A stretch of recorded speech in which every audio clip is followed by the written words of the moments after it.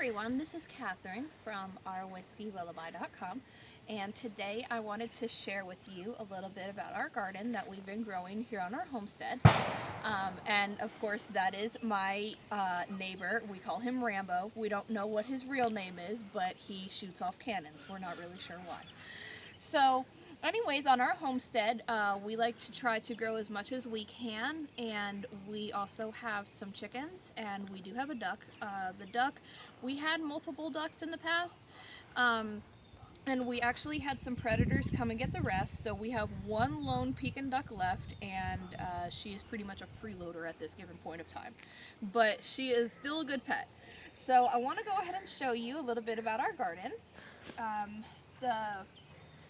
I've got some plots over here that we're doing this year. We didn't actually have these plots the previous years. In this first plot, we actually have tomatoes growing. This one is, I've been growing all these from seed. So I'm hoping that they come up really well. I've actually never grown from seed before. So I'm hoping that all of these do really well this year. And here, this is the red beefsteak tomatoes. And if you can see, I've got a few that are actually coming up that are getting a little bit bigger, and then I'm going to have to thin out some more of them. So over in here, this entire bed right here is green beans, and of course, this was all seed as well, and I'm getting a lot that are coming up. This one right here, he's still wearing his hat, because this one, he still has his seed on top of him, but these are all from seed.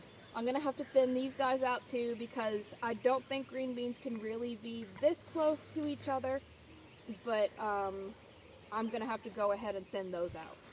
So let me get into the middle really quick, and I'll show you what's in the middle one. The middle one right here, this entire row, and obviously these are going to have to be really thinned out. This right here, this row is yellow squash. Obviously you don't want this many squash plants next to each other. Right here in this row, you're probably only going to want 2. So I'm going to keep him because he's doing really well. And then I'm going to keep one way at the very front part so that they have enough room to grow. And then I'm going to have to thin the rest of these out.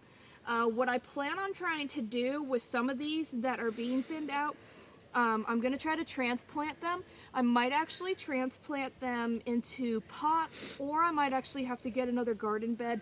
I just don't have the heart to just throw them down because they are good squash plants. Right here in this middle section is eggplant, and I did not expect this many to come up from seed. When I started actually trying to grow them, I started growing them in little starter seed pots, and they did not want to come up for me in those seed pots. They were really taking a long time, and they were very, very thin, very tiny little plants, and they just were not doing so well. So I actually just put the seed straight down in a row right here in my planter, and for whatever reason, they are really taking to this a lot better. They're not so thin, if you can tell. Their stalks are not so thin. And they look a lot healthier. I'm going to obviously have to thin out a lot of them, but I planted a lot just because I didn't know what was going to come up. This next row is zucchini. I love zucchini. It's a staple in our house. So this one actually started in a seed pot, a tiny little pot that I started with him, and he's doing really well.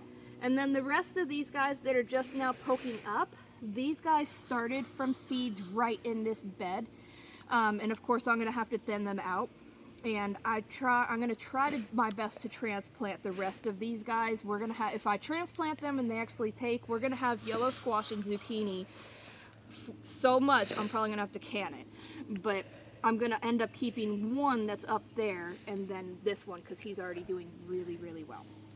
In this bed is actually corn. I have never grown corn before, and the corn is doing really, really well. I'm really surprised because I wasn't sure how to do it. I started them from seeds. I just got the seed packets at Tractor Supply, and these guys are doing really, really well. I'm really impressed with how big they've gotten already, and like I said, I don't really know how close you can plant the corn to each other, but if they start getting a little too much, then I'm going to thin them out. I don't think that you can actually transplant corn. I think once you plant it, that's where it likes to stay and it wants to be left alone. So I'm gonna go ahead and leave them. You know, there are so many different farming practices, and I know that there's a channel on YouTube called the Beef Flabbergasted channel on YouTube, and they're really cool, and they can give you all kinds of information on farming techniques that are like really unique. So you guys can check them out.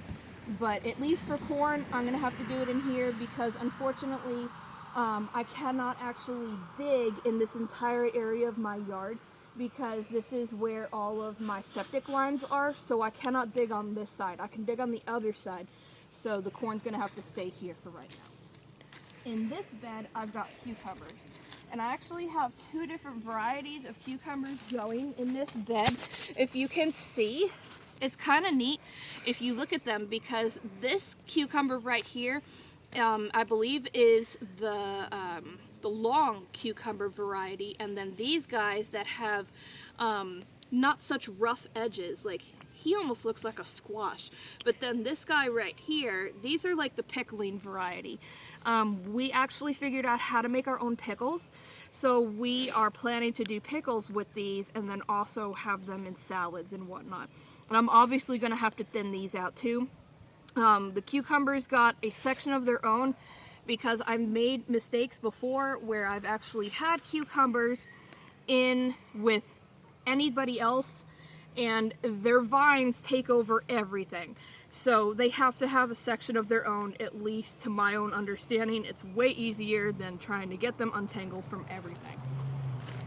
Right here in this pot, surprisingly, I've never grown broccoli before. This is two different broccoli plants. Actually, it looks like it could almost be three different broccoli plants. What I plan on doing is transplanting these as well. What I did was, broccoli seeds are probably like this big. They're so tiny. And I planted a bunch right in here, and I wasn't sure what was going to make it or not.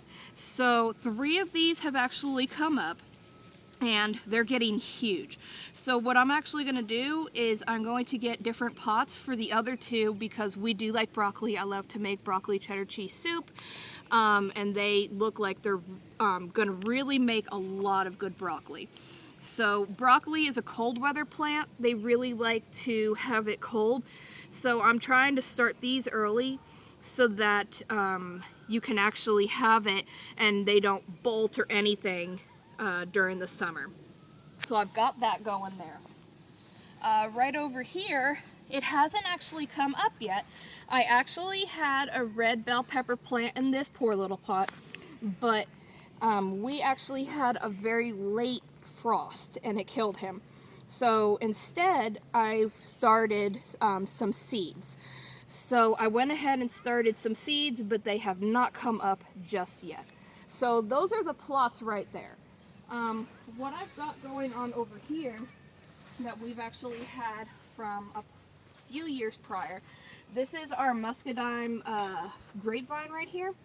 And what was crazy was this entire section right here, I've got grapes right here, and then I've got blackberry, and then I've got blueberry on that side.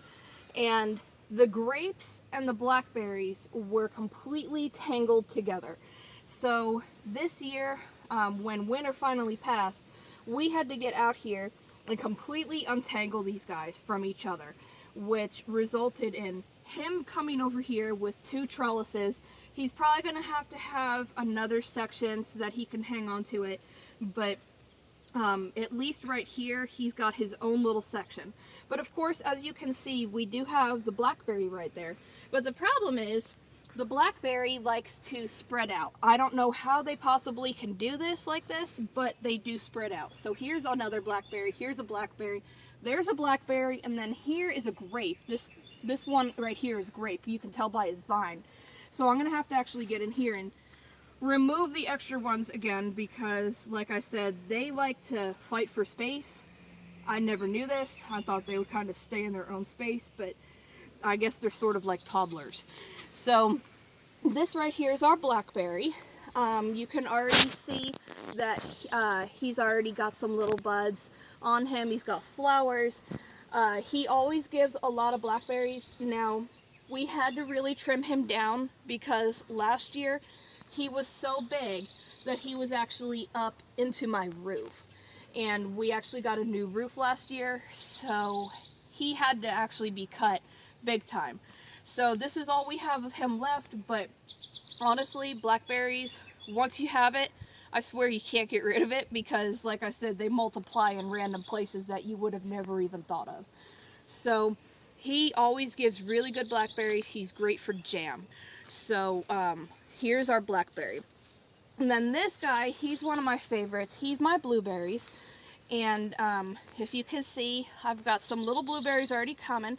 They're not ready just yet, but he actually has been branching out a little bit. Like, if you can see in here, here's another blackberry. This tall guy is a blackberry down here. And then way down here, this is more blueberry. So for whatever reason, these guys like to really congregate together and kind of congest the entire area. If I would have known that, I would have totally separated them when we planted them. But this guy, he always gives good blueberries. The blackberry gives a whole lot more fruit than the blueberry. And this was just one blueberry plant. And all of these that we got, we actually got sticks. They looked like little sticks in a bag of dirt, probably about this big, from Lowe's years ago. And we planted them, and they have done this. So if you don't have the money to get a giant plant right now, you can try the little stick ones. If you do get the sticks, I recommend at least finding one that at least has one leaf or some sort of greenery so that you know it's not dead. I have bought stuff before where it was a stick just like these, and it was, I think it was a kiwi tree, and or a kiwi bush. I'm not sure which one it was, but anyways, I got it home, I planted it, and it never actually grew. It was dead already in the pot. So that was the problem with that one. So this is the blueberries. So something else that I actually have growing over here, and here's another blackberry. This is my example of they literally come everywhere. Here's another blackberry. Here's blackberry. This is blackberry. I'm not sure how they're getting everywhere, but they are. So I've got garlic growing. For us, we plant garlic actually in the autumn here because we do live in Georgia, but we do get snow here, so it's North Georgia. It's closer to Tennessee. So what we actually do is a clove of garlic. We actually get a huge bulb of garlic at the grocery store, and we break it apart into individual little cloves. And we will plant each clove pointed side up in the dirt in the winter. And they love to actually go through the winter. They love snow. They love the cold weather. You don't even have to water these guys. I mean, I planted it in the autumn. I watered it once. I never watered it again until now with the rest of the garden that I'm watering. And they are good. And from each of these, this was just literally just one clove each. And from each, when I pull these up, there's going to be a whole new bulb, a full bulb of garlic underneath. How you know that they're done is these are going to die back. They are not going to be green anymore. See, they're not ready yet because it's still early spring. They will all look yellow and wilted like these parts down here that are just tearing off in my hand. They're going to look like these. So these guys are still not ready yet. If I pulled them up right now, they're probably going to have a tiny bulb on them, maybe about this big. So, and then over here I've got potatoes, and I'm growing them actually in this giant bin that I actually got from Lowe's. And what's so cool is I just literally plopped a potato in there from the grocery store that had an eye on it, and I went ahead and covered it with dirt. Just water it. You can put Miracle-Gro if you want to, you don't have to, and they will sprout up. When you know the potatoes are done, it's just like the garlic. They're going to get brown and they're going to die back. And then when you pull it all up, you're going to actually have probably like 8 more potatoes per potato you actually planted. So if you liked my garden tour, I'm going to keep going on further videos. This is just literally half of my yard. I have other stuff that's growing on the porch, I've got stuff growing on the back deck, and I've got stuff in my windowsills, and I can show you all the trees that we have. We have some fruit trees too, and we have more of these crazy lovely bushes on the back part of my house as well. And again, if you guys want to check out some really cool farming technique videos, then I would try to look at the Beef Flabbergasted channel on YouTube. And that one is really cool. They have all kinds of different farming techniques on there that you wouldn't really think of. I love learning new things about farming and ways to simplify your life. So if you want to check that out, then go ahead and try. And subscribe to them, subscribe to me. And if you like this video, give it a thumbs up. Thank you so much.